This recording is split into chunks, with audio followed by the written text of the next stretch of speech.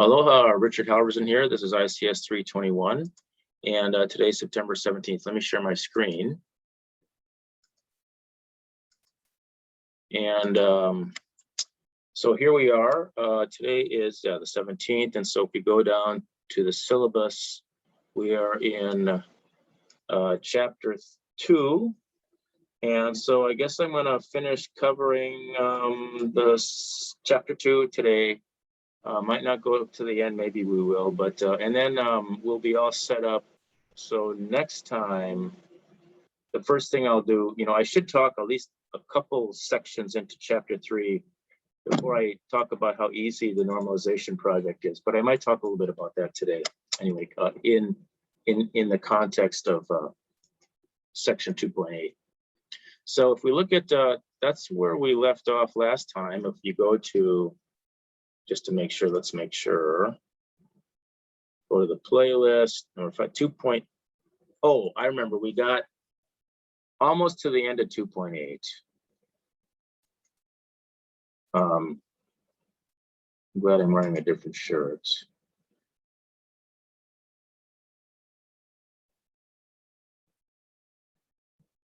Okay, anyway, so that's where I'm going to start, at the end of 2.8. All right, so if we go to chapter 2.8, we're talking about normal forms, and this is this is the mathematical part of this is the mathematical side of databases. I mean, there's and the idea is you want to eliminate redundancy, eliminate where some certain information is in the database more than once, and it has all to do with the relationships between the columns, the dependencies, the functional dependencies between the columns. And so we start out by defining first normal form, and the second, for the easiest is the most relaxed constraints are first normal form, and all first normal form means is that there's no redundant rows. All the columns are uniquely named, and a cell can have no more than one value in it. There's this concept of null, where the cell has no value, but it cannot have two values.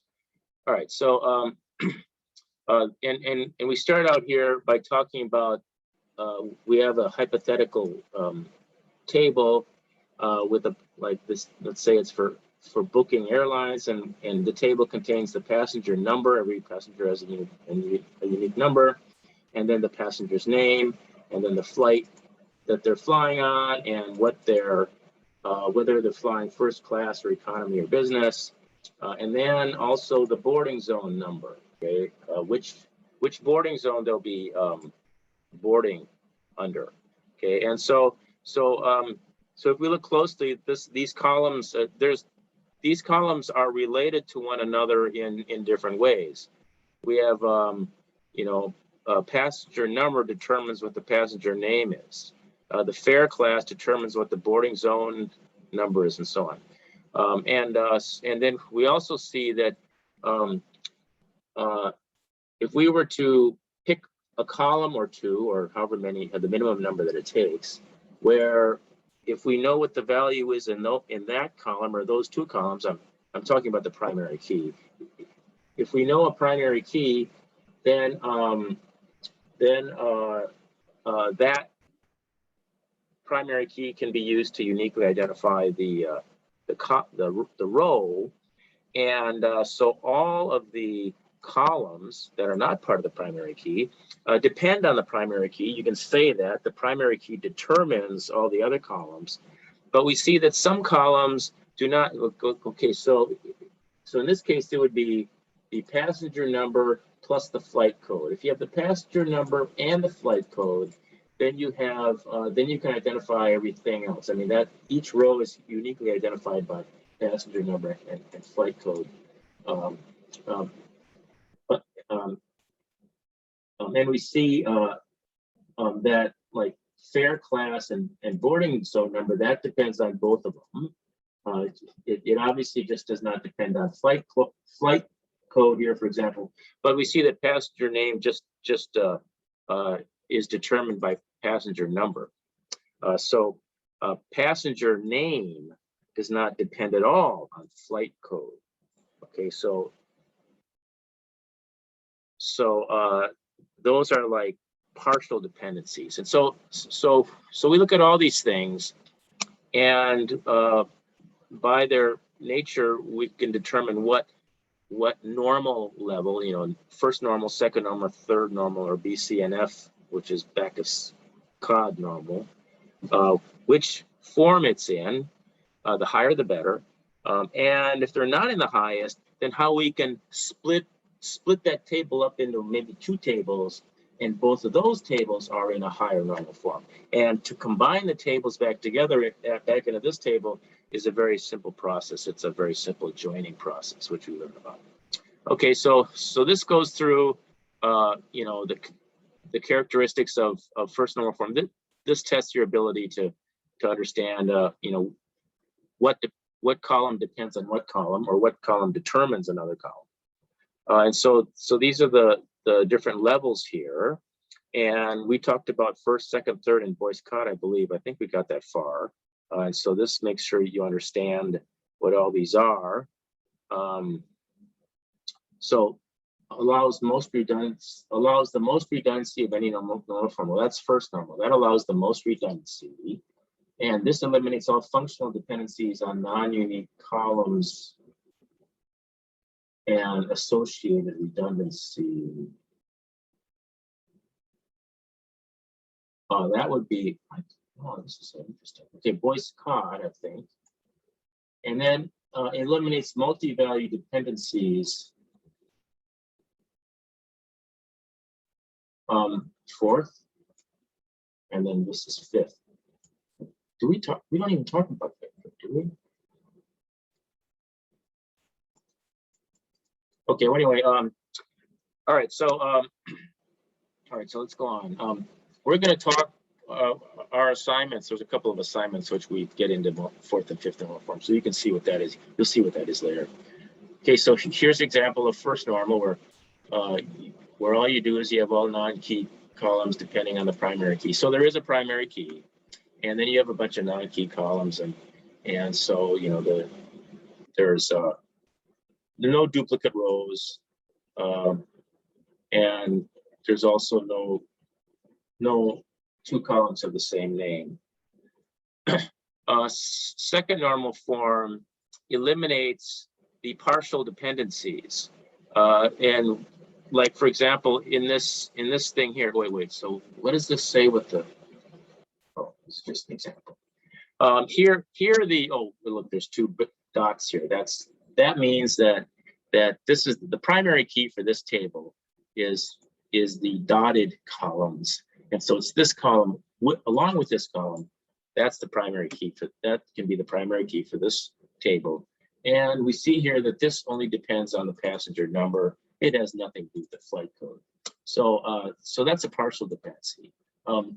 In second normal form, all non-key columns depend on the whole primary key. It can't just be part of the primary key. So we break it out. We break out passenger number and passenger name and put it in its own table, because passenger name only depends on passenger number. And, you know, we leave that over there. And then our new booking table doesn't need to have passenger name in it. So it's reduced to 4 columns, which is nice. And if any time we want to know the passenger name, we just take the book passenger number and we go look it up over here. And lo and behold, there's the name. Okay, so now this is in second normal form. Okay, this is not in second normal form, but these two tables together are in second normal form. In fact, this is in Boyce-Codd. This is the highest normal form, but this is in second normal form now, because we have the key columns here, and we have the non-key columns here. And certainly, this depends on both this, and this also depends on both this and this. Okay, so this is in second normal form. Okay, so here's another example. We have the student record table, and we've got the key, and we see that the score number depends on both these two things. Oh, but the email address only depends on the student number. And the letter grade does depend on, I don't know, letter grade might only depend on this, probably, maybe. Okay, so there's a lot of, so here it asks what facts are repeated. Well, we see John's email address is repeated. What else do we see? 834 is repeated. Yeah, so that's what we see. Oh, wait a second. Yeah, that's repeated. Math 100 and no, this is wrong because that's not repeated. Math 100 is repeated, but these are different. But here, 8034 and John. Okay, so yes, because email address depends only on that. So that's what's repeated, that's redundant, and that's what we want to get rid of. So it's this one. All right, so third normal form means with third normal form, we're only talking about the non-key columns. Okay, so in this table, for example, the only non-key columns are this one and this one. Well, it turns out there's a relationship between those two. Turns out that the fair class determines the boarding zone number. It turns out that the boarding zone number depends on the fair class. So that's a relationship there. That's a dependency between two non-key columns. And so that means that this is not in third normal form. For it to be in third normal form, there can't be any dependency between those two non-key columns. So we split it out. Fair class and boarding zone number, that gets its own table. And then in here we have what's left in booking is just this fair class, and this is going to be a foreign key into this table. And so if we ever want to know the boarding zone number of, say, economy, well, we just look it up over here, and it's 3. So now these are in third normal form, and in fact they're in voice code also. So a table is in third normal form if whenever a non-key column A depends on column B, then B is unique. Columns A and B may be simple or composite. Although B is unique, B is not necessarily minimal, and therefore not necessarily a candidate key. Okay, well that's it. Okay.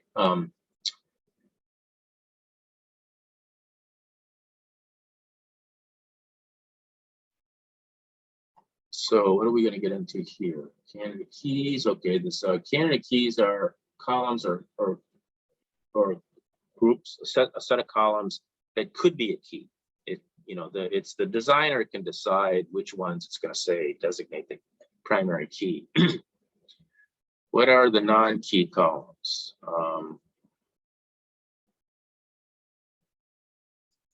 Course name is a non-key. Course name depends on course code. Department share depends on department code.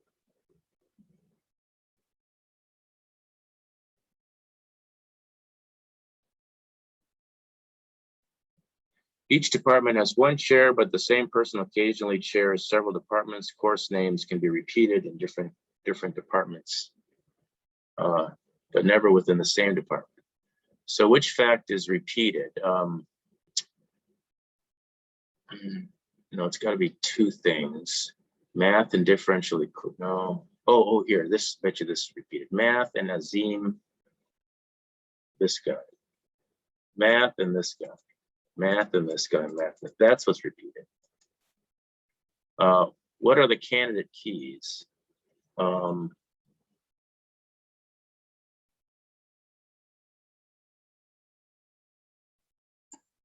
Yeah, that was department code and course name. I guess that could be because course names can never repeat it. Be course names can never be repeated in different departments. So I think this could be, okay, this is department and course name department share.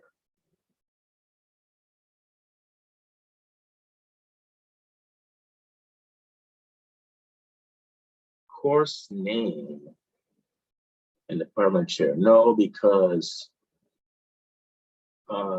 a department chair can be chair of more than one department, and although a course name, or although two different courses can have the same name in a single department, in two different departments, there can be two different courses with the same course name. So it's not the third one. I think it's this one. Yes.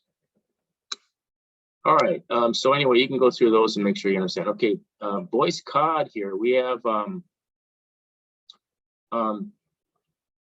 with voice cod, we eliminate all functional dependencies. So here's an example of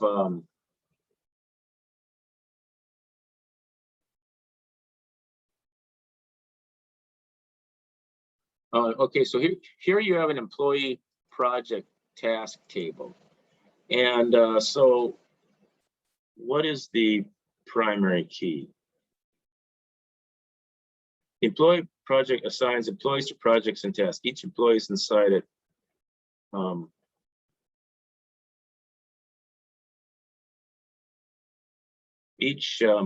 The task name is the only non-key column. Okay, so the key to this table is employee ID plus project name.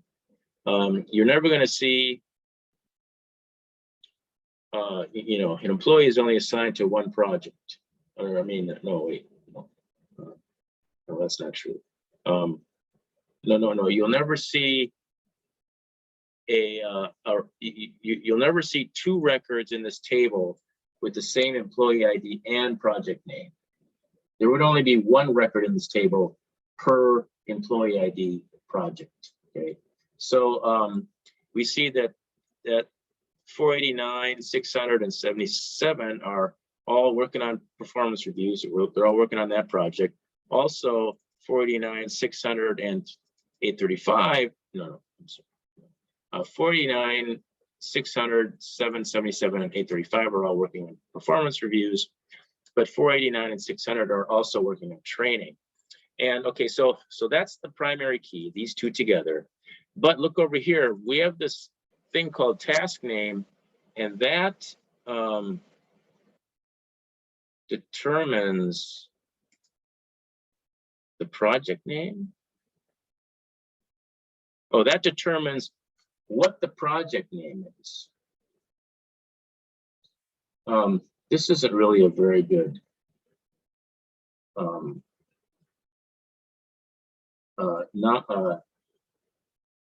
we have a non-key a non-key field that determines a partial key. Okay, so based on the task name, that will determine what the project name is in this example. It's not a very good example, but any review, any task where it's a review of somebody, it's going to be a performance review. You'll never have, I mean, once you know that this is the task name, that determines that it's going to be this project. However, if it's some other name, these determine this. This is a bad example. We'll see better examples later. But anyway, so these are in third normal, but not in voice cod, because you have this dependency here between you have a non-key field determining a partial key part of a key field or a key field. You have a non-key field determining a key field, basically is what it is. That's what it is. And so you split that out. You take this partial. You take this non-key field out, you make that the primary key because it determines project name, and then in here you put each of the tasks and you say what project those tasks are named. What project these tasks are a part of. And so then this project name column gets taken out, and we have over here this employee task field, and this is still a composite primary key. I see it's the parentheses around here. The parentheses are specifying the composite primary key. And then you have another table over here that's just the primary key for this table. Now it turns out that there are cases where you don't really want to well, okay, and assignment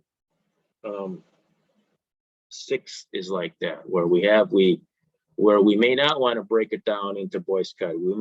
We may want to leave it third normal, because otherwise we lose some other information. So anyway, this is Boy Scout. Make sure you understand that. And I think I did. Did I do one of these last time? I think I did.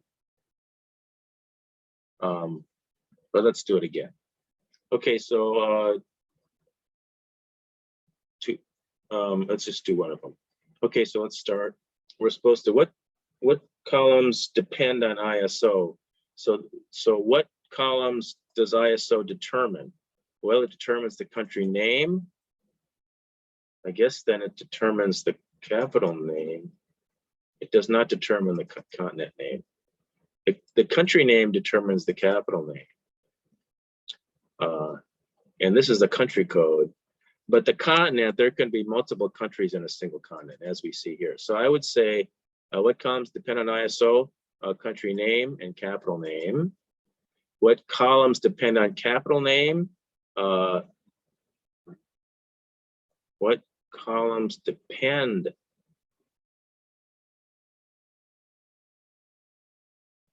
A capital name determines, I'm going to say no, but I bet you it's wrong. Okay, I'm going to say, let's just say. Nice.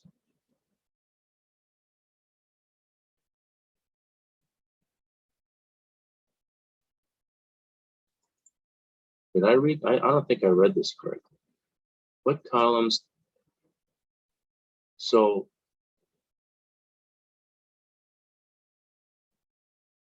continent name depends on ISO.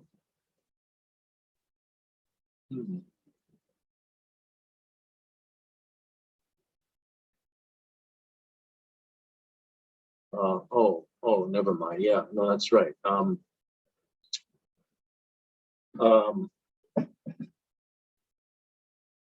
Yes, ISO determines the continent because if you know ZW, then you know the continent name. If you know ZW, you know the continent name, because Zimbabwe is in Africa, and Zimbabwe is only in one continent. And then, okay, so I see that. Now, what column names depend on the capital name?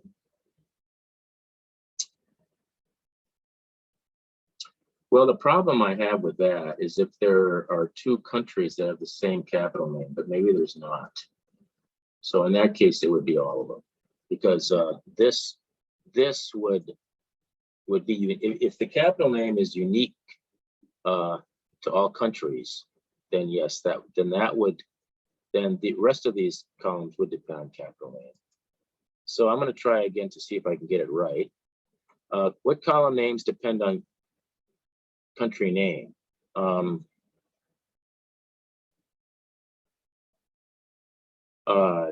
guess it's all of them.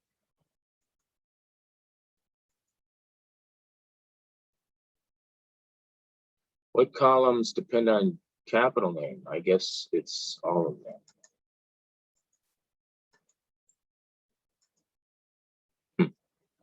All right. Well, anyway, you can continue with that. All right. Let's get into relational algebra, and let's just finish this up. This is not so important for you to know to be a good SQL programmer, but it's the mathematical representations for all of the SQL statements. Okay, so when E.F. Codd came up with all this stuff, he introduced this relational algebra, where a relation is a table, and then there are a bunch of these things that you can do on that relation.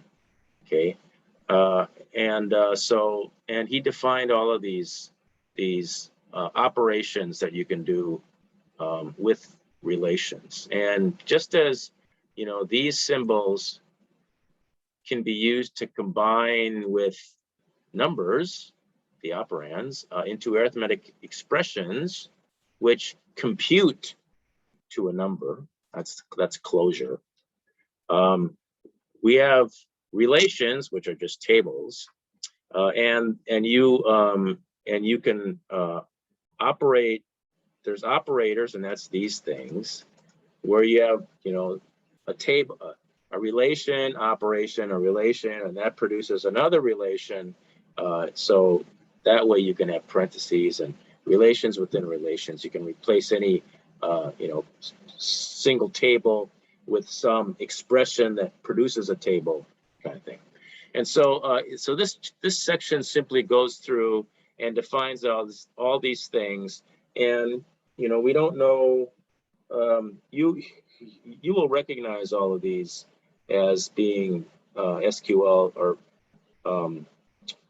used in the construction of SQL statements, select statements, basically.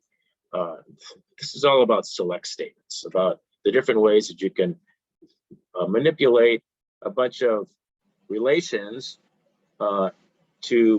into an expression to produce some relation that this expression describes, just like an equation in mathematics, basically.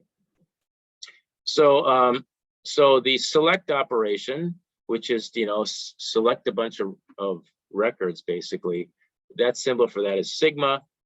A projection, which is in a select statement, you name which columns you want to see. That's projection. You're taking this table and you're going to project only those columns. That's the pi symbol. This is product, where you take the product of two tables, all combinations of putting them together. So we've seen that, like cross product kind of thing. This is the join symbol, where you join two tables where and then you name the columns, the values in these columns, where they're equal, where they are equal, they're joined. That's this symbol. There's the union, which is simply taking the union of two tables. In other words, if it's in either table, it's in this union table. This is the intersection symbol. You've seen that before. That's where it takes only those records, or it takes only those rows or records that are common to both. This is difference, where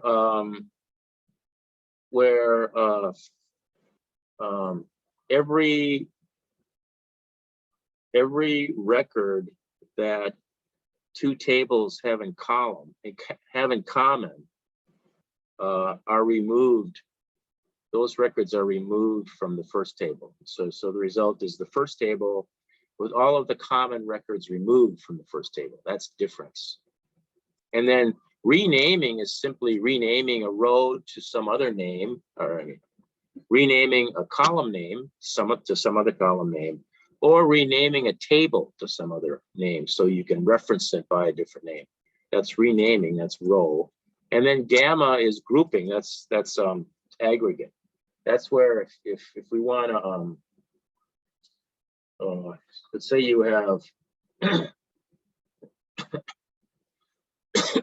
let's say you have a table that's got all the employees, and each employee works in a department. Okay, so you have this table, it's got employees, it's got their salaries, and so it's got employee name, and it's got department and salary.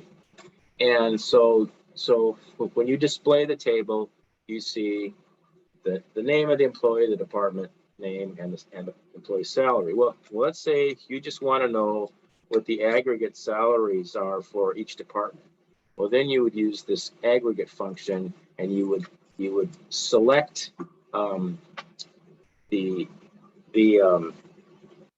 select the department and the salary. You do a projection. You select the department field and the salary field out of the table, and you would sum up the salary table. So you'd have a sum in the name of the table of the column, and then you would group by department. So what comes out is a record for each department, and the salaries are summed in that sum column. Anyway, that's aggregate, and that's basically it. So we're going to learn how to use all these things in the creation of a single select statement to produce some output table that can be combining a bunch of tables and everything. Okay, so there's so that has to do with the relational algebra part, and then I don't think and we aren't updating the table at all. We're only figuring out different fun ways of combining the tables and displaying out a new table. So we can just quickly go through this. Okay, so match the symbol to the operation name. Okay, so this is union. This is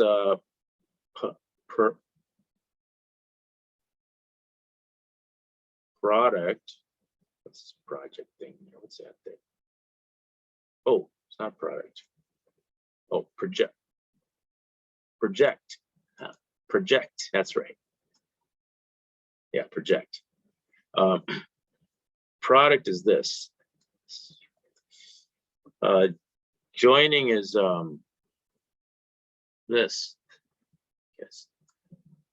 And then we have intersection is the upside down U, minus is difference, and you can do the rest.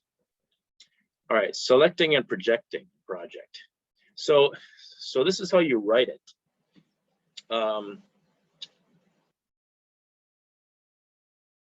This expression is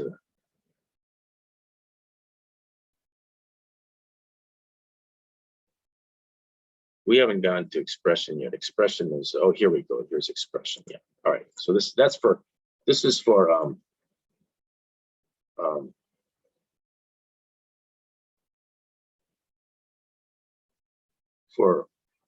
restricting what is returned. That's the where. This is the where. Okay. So select operation looks like that. So we're selecting this from the where. Oh, the where expression. Okay, that's what it is. The project operation is where you list the columns, and so you put a P there and you list the columns. So this is really this. This is really this. And so this is the relational algebra way of expressing this select statement, or you can say this select statement is a way of this is the SQL way of expressing this relational algebra statement. All right, so okay, so here we are, and then the parentheses. So here we're doing something with the employee table, and what are we doing? We're selecting all the records where the salary is greater than 50,000 from the employee table, and then we're only going to project the name and the salary. So here we have only those folks that make more than 50 grand salary, including the bonuses. Wow, that's a good bonus. And then just the name of the salary. So that's how that works.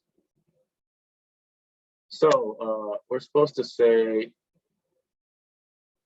if these are the same. We're supposed to say if these are two ways of saying the same thing. Okay, so here we're selecting all employees and names. Okay, here we're projecting the name and the salary of a bunch of employees. And then we are only going to select from those the salaries greater than 50,000. I think it's the same. Yes, okay. Here, are these the same? This is going to select all the employees that made more than 50,000, And from that, it's going to select of those who made more than, who got a bonus of more than 10,000. So that's going to be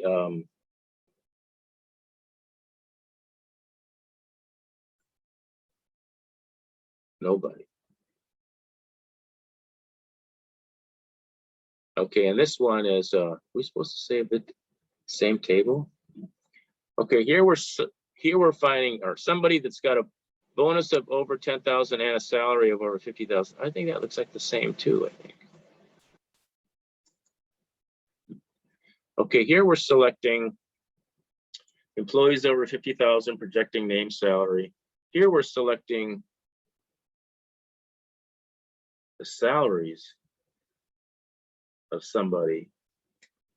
And here we're selecting salaries over 50,000. And here we're selecting the name. Well, there is no name because this got rid of the name. The one way inside got rid of the name. The only thing that comes out of this one is the salary. It's fine for this because we're only looking at salary, but when we come over here, so this is false.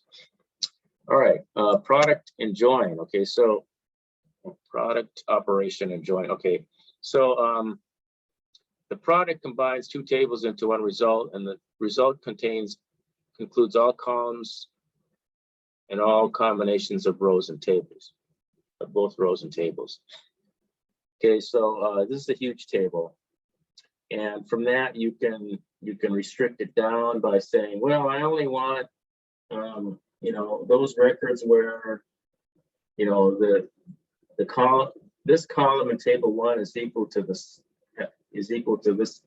you know, for I only want the rows where this field in table 1 is equal to this other field in table 2 or something, and so that, you know, you end up greatly restricting the rows that way and doing a projection. So that's same as this, and so the table ends up having the number of rows, you know, number of rows in table 1 times the number of rows in table 2, because it's all combinations. And the number of columns, I guess, is the sum of the columns in the two tables. So okay, so here's a join operation, and where you're joining two tables together, and what the expression does is says, you know, okay, I want to join and make sure that the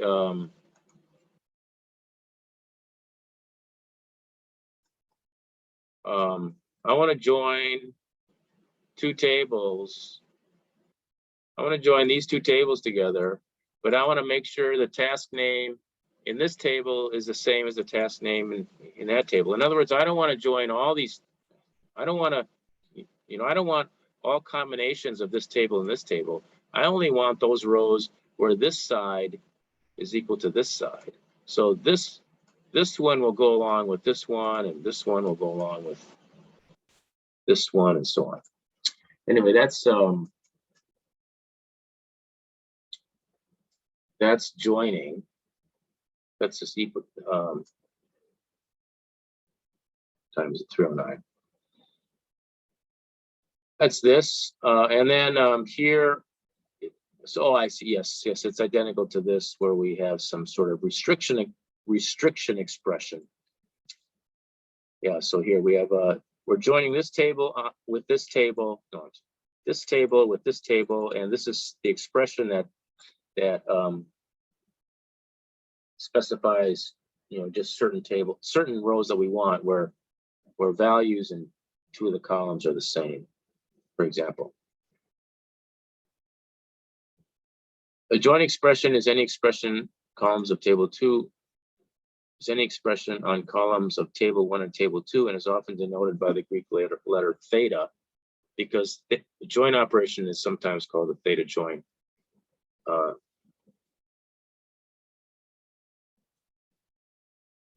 Okay, and the key is it's an inner join where there has to be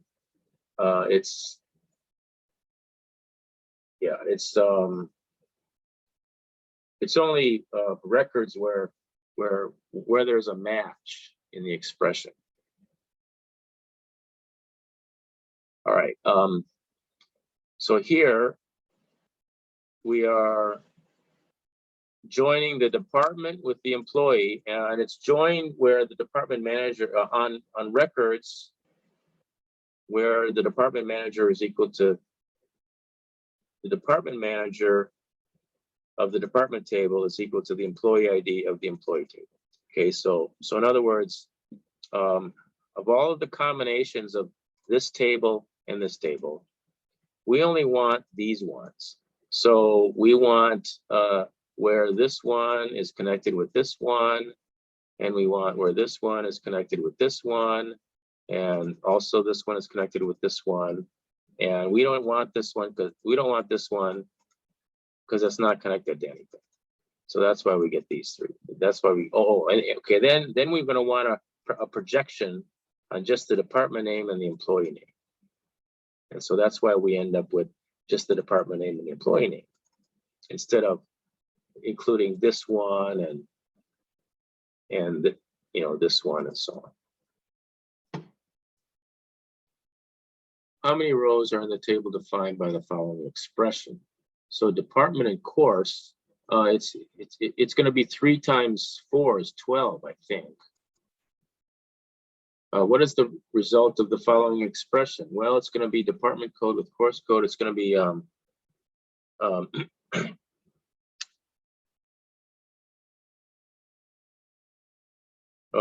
I see. We pick which one.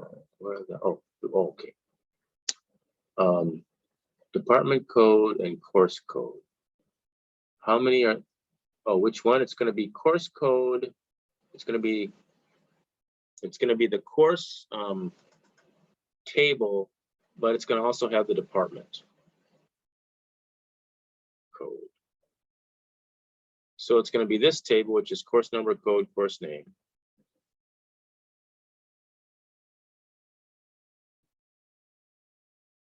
Course number, course code, course name. And it's going to also, I can have department name, department code, yes. And it's only going to be 4 of them, and it's going to be these 4. Okay, yes, so it's going to be this one. All right. How many names are selected? Well, first of all, we have we go to the innermost thing first. Department and department code and course code. This is going to be there's going to be 4 out of here, but we only want to select ones in art and architecture, and we only want the course name. So art and architecture. Let's look at this table here. Art and architecture. So we got 2 so far, and we only want the course name. So it's going to be course name. It's going to be art history and oil painting, I think. Okay, so that's 2. Yes. Okay, here's union, intersection, and difference.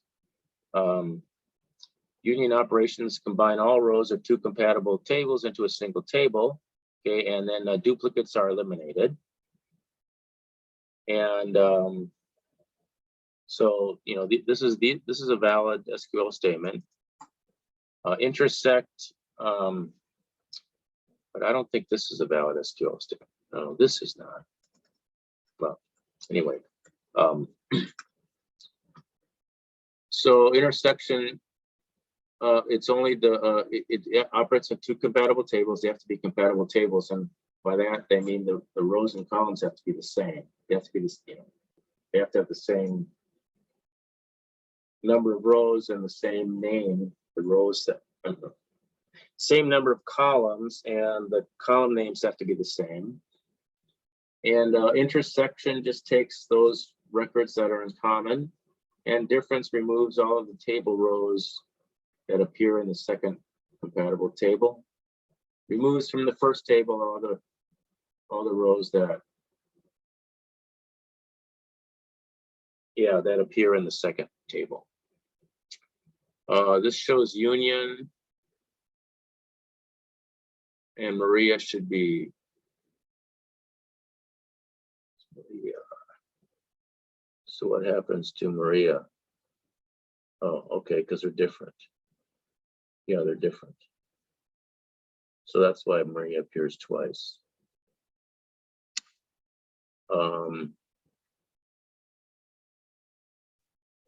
Oh, here, this shows you how to implement these operations in MySQL. So you can actually go and confirm that.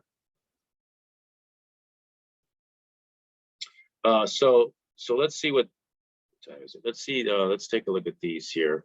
How many rows are in the table defined by the following expression? If we take student and union it with student, 1, 2, 3, 4, it'd be just 4 because it's going to be the same table. Yeah. How many rows are in the table defined by this? Well, union of student, no, intersection of student and employee. Well, there's no intersection. There would have to be records that are exactly the same in both, and there's not. Maria Rodriguez is in both, but they're not exactly the same records because, wait, what?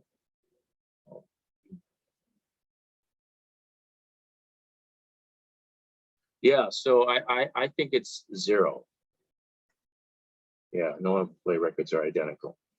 How many rows in the table are defined by this expression? We subtract student, well, that would be 0 also because there's no common records. So, so it's the answer is going to be the number of rows in employee, which is 3. And for this one,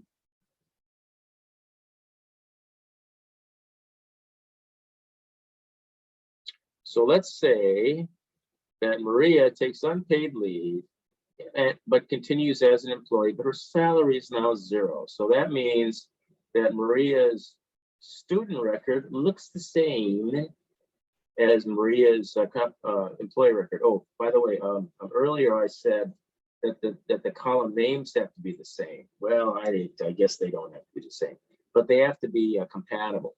So this is some dollar amount, this is some dollar amount, so I guess it's compatible. And so what this last one is let's say this turns into 0. Well, now this record is going to be the same as this record. So if you subtract the student record from the employee record, you're going to end up with, we're supposed to say how many rows. So this record would be removed. So then this Maria's record down over here would be removed because it's the same as this one. And so it's only 2 left with 2. This is how you do it in MySQL. Okay, renaming and aggregate. You remember we did this. We talked about this earlier.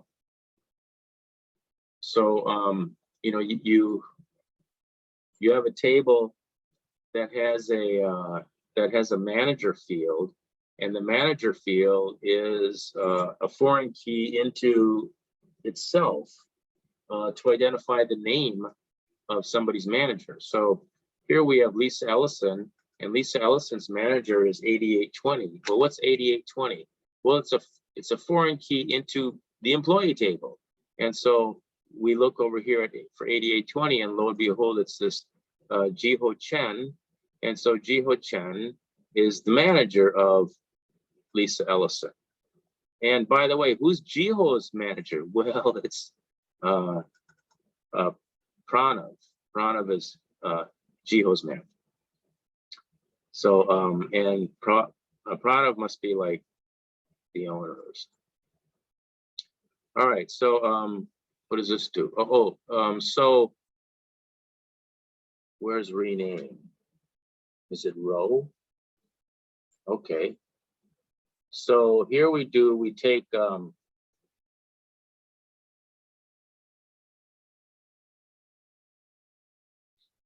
okay, here's how this works. Here we start with employee, and we want to change oh, we change, we're going to rename this employee, we're going to rename it manager. Okay, so now we have, this table here, and it's called manager. It's no longer called employee. Okay, it looks just like this, but it's called manager. And then we're gonna join this new table, which we call manager. We're gonna join that table with the employee table. And it's going to be employee, it's going to be, this should be not manager ID, this should be manager dot manager. Huh.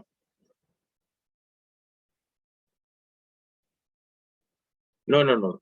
It should be employee dot manager, because it's the employee table and it's the employee manager field that should be set equal to the manager ID field. I think this is wrong. Here. Let's see. Yeah, see here we're calling it employee manager equals manager ID. So this is wrong.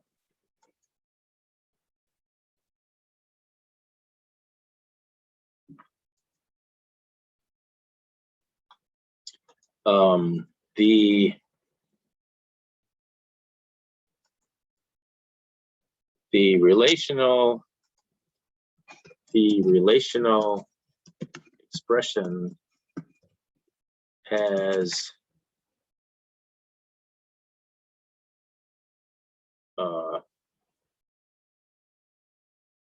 employee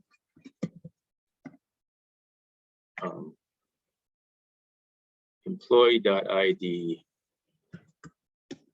equals manager.id for the join expression.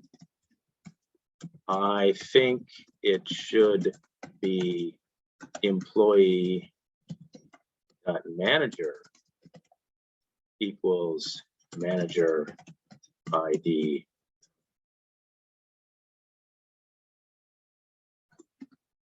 Like in the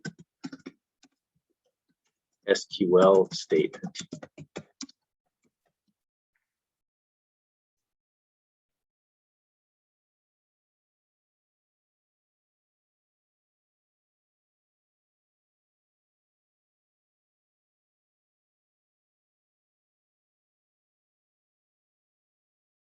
All right, that's my feedback. Okay, aggregate operation, they actually get back to me. Sometimes it's like 3 months later.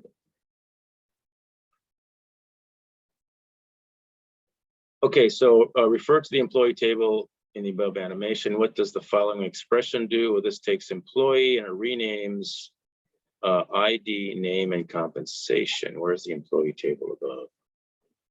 ID, name, and compensation. So I guess it's going to rename this ID, name, and compensation.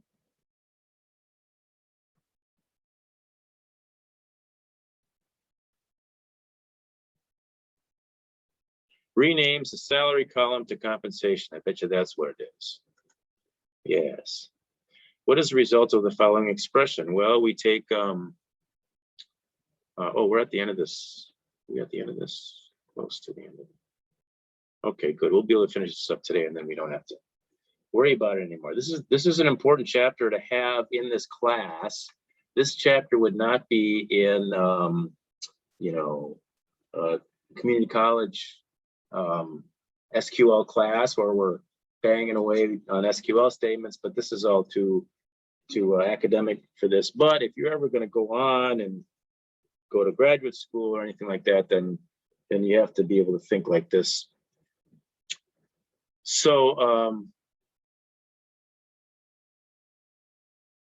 so the next one is what is the result of this expression? We have an employee and we're going to gamma for group sum the salary, rename,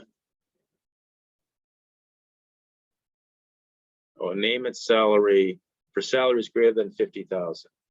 And are there any projections in here? Row salary, sum salary, just one. There's just going to be salary. Looks like we're just getting one. Aggregating salary. Where is this? Is there a department code in this thing? Okay. And its salaries are over 50,000. It appears. Okay. So I think we apply it. I think we would apply it.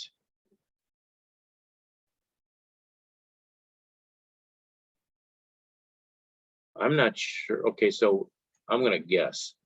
What are the salaries over 50,000? It's this one and this one and this one. So it's 115 plus 115 plus 95 is 210 plus 67 is 277. Maybe. No. Yeah, it's this one. So, and this one is greater than 50,000. So, of course. So, and that's because the restriction is done after the summation. So the summation is going to sum everything, and then it comes out and renames it to salary. And then it comes out to here, and there's only one, but we're only going to display. We're only going to display it if it's more than 50,000, and yes, it's over 50,000, so this is displayed. Okay, what's the result of the following expression? Here we restrict the 50,000 to 50,000. Then we sum it up. Then we name it salary. So now I think it'd be this one. All right. So anyway, you can look through those and guess if you need to. Query optimization.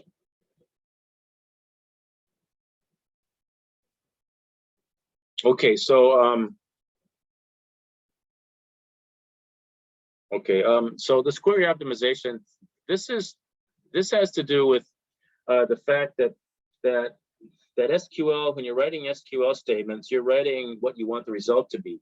You're not writing the process, the computational process for achieving the result. You know, in programming languages, you're writing the sequence of computational statements to achieve a result. SQL, you're saying, this is what I want the result to be, so give it to me.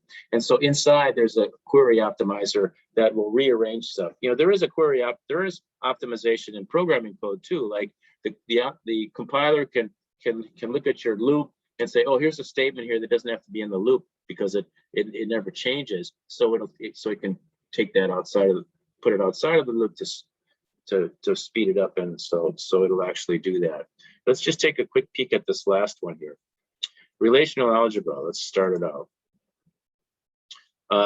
How many rows are in the result table in the following expressions? We have country A, country B, and it looks like they're compatible, and we're unioning them.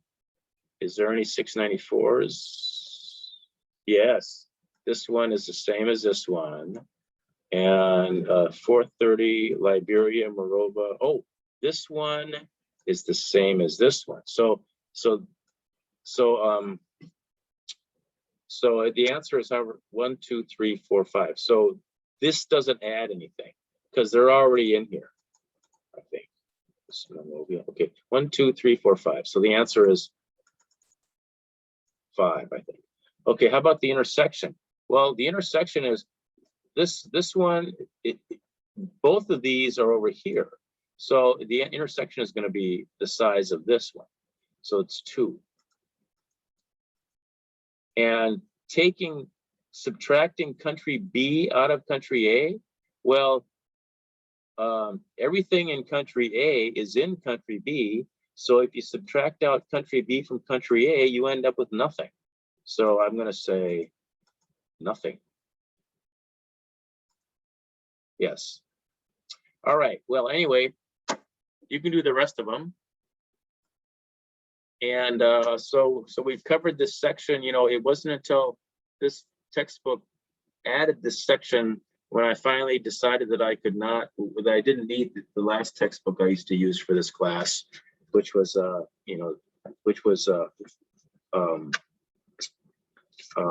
which talked way more about relational algebra first, and then about 5 weeks into the class we start talking about SQL. But this is better. I like the style of the Zybook's textbook much better, and it's a lot more hands-on and different ways of presenting the material. So I hope you find it easier to learn this way. Anyway, are there any questions? Yes, good, thank you. Yes, it does have difficult concepts. You're not going to you're not really going to need it anymore. There's no other kind of assessments on your understanding this stuff. But it's the mathematical way of thinking about this. It started out, from a set of mathematical, postulates or whatever, and this was derived. And so it's important for, as a college class, that we at least cover this. All right, good question. So I will see you next week. Thanks for watching.